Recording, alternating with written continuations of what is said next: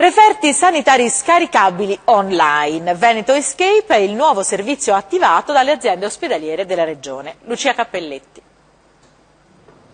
Scaricare il referto di qualsiasi esame o visita specialistica da casa propria con un click, un servizio da ora operativo in tutto il Veneto grazie al sistema Veneto Escape, elaborato dal consorzio Arsenal.it che riunisce le 23 aziende sociosanitarie e ospedaliere della regione, un traguardo raggiunto a 3 anni dall'avvio del progetto di digitalizzazione dei referti che prevede un risparmio di 56 milioni di euro in 3 anni per le strutture sanitarie e di 120 milioni di euro all'anno per i cittadini.